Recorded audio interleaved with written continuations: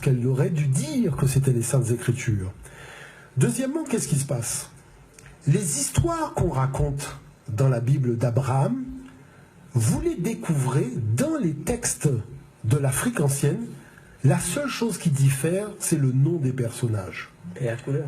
Et la couleur des personnages et le lieu où se déroule l'action. Parce que Abraham, c'est le texte égyptien de Satni et de sa femme Maï qui était vieux et qui ne pouvait pas avoir d'enfant.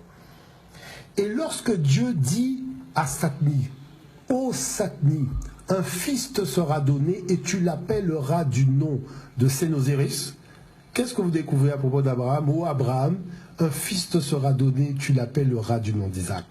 Donc, il faut savoir qu'il y a quand même des congrès de théologie qui sont organisés à travers le monde.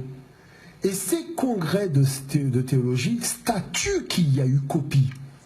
Et c'est pour ça que dans la Bible, je vous dis que dans la Bible, quand vous lisez les notes d'information, on vous dit que ces textes sont des copies de textes plus anciens. Pour éviter un procès.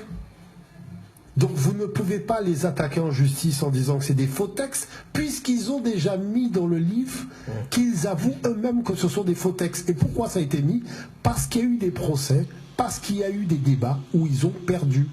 Mais ça, ce n'est pas porté à la connaissance des non-spécialistes.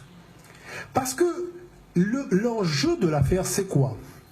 C'est la nature outrancière de l'impérialisme qui veut que l'homme soit né en Afrique, que Dieu ait créé l'homme africain, qu'il ne lui ait pas parlé, qu'il ne lui ait pas donné de texte sacré, qu'il ne lui a pas parlé de son fils, qu'il ne lui a pas parlé de la résurrection, c'est-à-dire un niveau, si vous voulez, d'ignominie et de prétention qui dépasse même le niveau d'immoralité dans l'histoire de l'humanité. Vous voyez l'affaire? Et en tant que colonisateur, apporteur de la mort et du génocide des populations du Sud, il serait, lui, le porteur de la connaissance de Dieu qu'il apporte sur un bateau négrier dans lequel il y a 450 de mes ancêtres enchaînés à fond de cale. Et il aurait, il faut quand même admettre qu'un colonisateur, quand il est venu pour coloniser, il n'y a plus rien qui l'arrête. Vous voyez? C'est-à-dire l'escroquerie intellectuelle n'a plus de limite. Pas de pitié ni pour voilà ce que je dis. Donc, pour l'enfant.